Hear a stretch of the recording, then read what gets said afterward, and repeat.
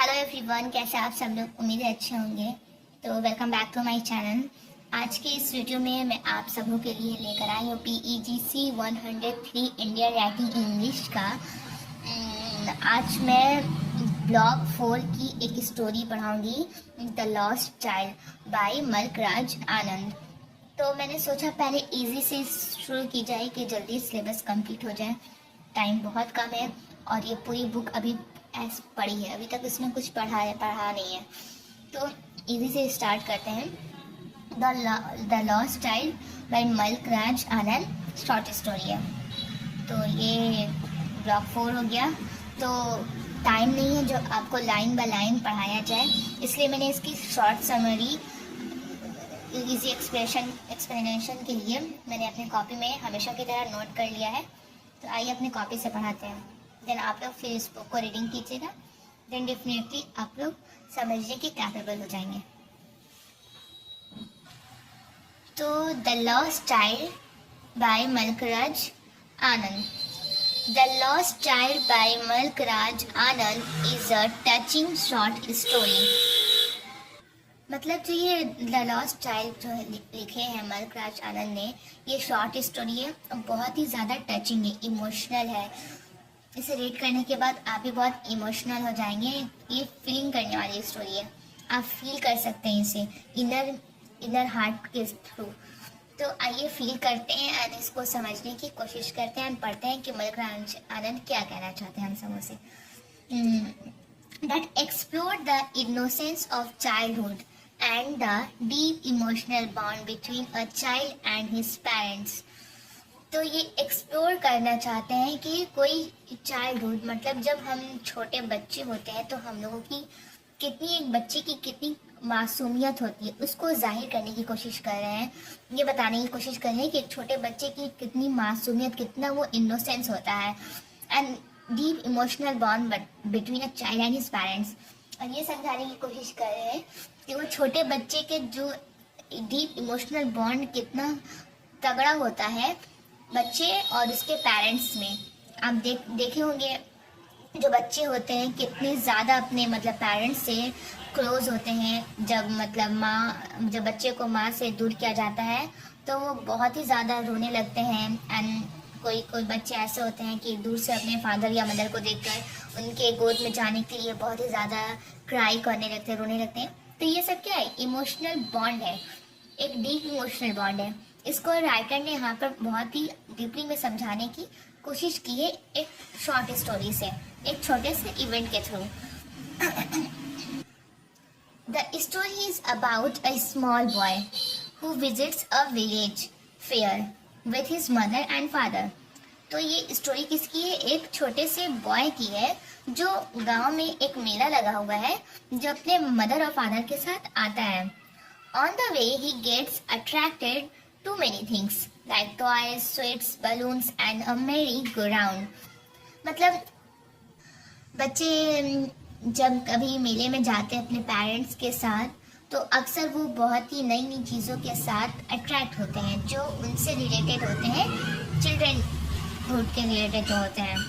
अक्सर मतलब वो जो बॉय होता है उसको पूरी दुनिया बहुत ही इस वक्त रंगीन लगती है, वो बहुत ही ज़्यादा खुश रहता है और एकदम एक्साइटेड रहता है अपने फेयर मेला को लेकर कि हर तरफ उसको रंगीन दिखाई दी है। जहाँ जाता है वो चाहता है कि सब कुछ हम ले लें और खुश मतलब रहे, सब कुछ वो लेना चाहता है मेला में जाकर। तो यहाँ पर ये मतलब जो राइटर है ये दिखाने की कोशिश कर रहे हैं कि एक बच्चा किस तरह से हर एक चीज़ पर मेले में जाकर अट्रैक्ट हो रहा है और वो हर एक चीज़ को लेना चाहता है। जैसे कि बलून हुआ, वो बलून देखता है तो चाहता है बलून ले ले, टॉयज ले ले, स्वीट्स ले ले, जलेबियाँ दिखती है उसको वहाँ पर, वो लेना चाहता है, खाना चाहता है। तो बहुत ही ज़्यादा वो हर एक चीज़ से मिले कि हर एक चीज़ से अट्रैक्ट होता है, उसको दुनिया रंगी एंड बहुत ही ज़्यादा अच्छी लगने लगती है, बहुत ही ज़्यादा वो खुश रहता है। तो every time he asks for something his parents gently tell him to move on. तो हर वक्त हर टाइम वो कहता है कि बोलता है अपने समथिंग, मतलब कुछ ना कुछ चीज़ के लिए बोलता है मुझे ये लेना है वो लेना है, लेकिन उसके पेरेंट्स क्या है, शराफत के साथ उससे मना करते हैं और कहते हैं कि मूव ऑन करो, मतलब अभी नहीं अभी नहीं दिलाएंगे, मतलब ये है ना।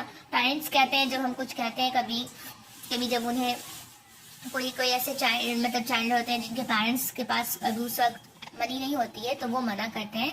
तो उसी तरह से उसके फादर उसे मना कर रहे थे, मदर, कि अभी नहीं, बाद में।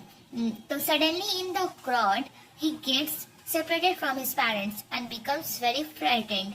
तो अचानक से क्या होता है कि जो बॉय होता है एक झूला, कोई मतलब झूले की तरफ बहुत ही खड़े होकर गौर से देखने लगता है और उससे लुत्फ अंदोज होने लगता है, बहुत ही ज्यादा मतलब खुश हो जाता है, मतलब देखकर उसे ग्लोरियस हो जाता है एंड इनर फीलिंग उसके अंदर हैप्पीनेस आ जाती है। मतलब उसे देखकर, मेले में वो झूले को देखकर, उसमें सारे लोग जो बच्चे झूल रहे थे, तो वो रुक कर देखने लगता है। तो जब वो देख रहा था तो फिर कुछ अपने फादर मदर को देखता है कि उसके पास तो फादर मदर है, पीछे मुड़कर देखता है तो उसके फादर मदर वहां से गायब रहते हैं। तो बहुत ही ज्यादा डर जाता है और मतलब इमोशनल हो जाता है कि उसके फादर और मदर कहाँ चले गए, उससे बिछड़ जाते हैं, मतलब खो जाते हैं उससे। Asking stranger tries to comfort him by offering all the things. तो एक मतलब उसको एक मतलब वहां पर एक स्ट्रेंजर मिलते हैं, एक बूढ़ा सा आदमी, अच्छा इंसान मिलता है जो उसको समझ जाता है कि ये अपने पेरेंट्स से बिछड़ गया है। तो वो उस वक्त रोने लगता है बच्चा। तो वो बूढ़े आदमी जो रहता है बहुत ही नेक रहता है, तो वो उसे समझता है और कहता है कि उसको चुप कराने के लिए वो जो चीज़ मांग रहा था उसे देने की कोशिश करता है कि जो तुम ये सारे सामान मैं खरीद के तुम्हें दे देता हूँ, देता है। लेकिन बच्चा उस वक्त क्या करता है, वो चीज़ लेने से इनकार कर देता है। यहाँ पर बहुत ही ज़्यादा डीप इमोशनल बॉन्ड को दिखाया गया है, राइटर ने दिखाया है कि बच्चा जब माँ बाप थे तो वो चीज़ लेने के लिए जिद कर रहा था, लेकिन जब उसको वो चीज़ मिलता है लेकिन उसके माँ बाप उसके साथ नहीं रहते हैं तो उसको वो चीज़ नहीं चाहिए था। वो चीज़ उसको उस वक्त जरा सा भी अच्छी नहीं लग रही थी। वो सिर्फ क्या चाह रहा था उस वक्त कि बस उसके माँ बाप उसे मिल जाए किसी भी तरीके से। तो वो बच्चा क्या करता है, मना कर देता है कि मैं ये सारी चीज़ ऑफर नहीं लूँगा, मुझे सिर्फ मेरे माँ बाप चाहिए। He had earlier wanted, but now the child refuses everything and cries only for his mother and father. तो क्या यहाँ पर मैंने बताया कि वो पहले चाहता था सब कुछ लेना, बट वो मना कर दिया सब कुछ लेने से और रो रहा था सिर्फ अपने फादर और मदर के लिए। उसे सिर्फ अपने फादर और मदर ही चाहिए था। बहुत ही ज्यादा वो इमोशनल हो गया था बच्चा। The story beautifully shows that for a child the love and presence of parents are more important than any material pleasure। तो यहाँ पर बहुत ही अच्छे से ये खूबसूरत तरीके से ये दिखाने की कोशिश की गई है कि राइटर के जरिए एक बच्चे की मोहब्बत, मतलब एक बच्चे अपने फादर मदर से कितना लव करता है, उसके लिए उस फादर मदर से ज़्यादा कोई भी चीज़ इम्पोर्टेंट नहीं होती है, कोई भी मटेरियल इम्पोर्टेंट नहीं होती है जो उसको प्लीजर खुशी दिला सके। तो यहाँ पर ये बताने की कोशिश की जा रही है, it's gives a strong emotional message about the value of relationships and the fear of losing loved ones. तो यहाँ पर बहुत ही स्ट्रॉन्ग इमोशनल मैसेज दिया गया है, मतलब रिलेशनशिप में किस कदर इमोशनल बॉन्ड होती है और जिस बंदे से हम बहुत ही ज़्यादा लव करते हैं उसे खोने का कितना ज़्यादा डर होता है हमारे अंदर, जिससे हम बहुत ही ज़्यादा मोहब्बत करते हैं।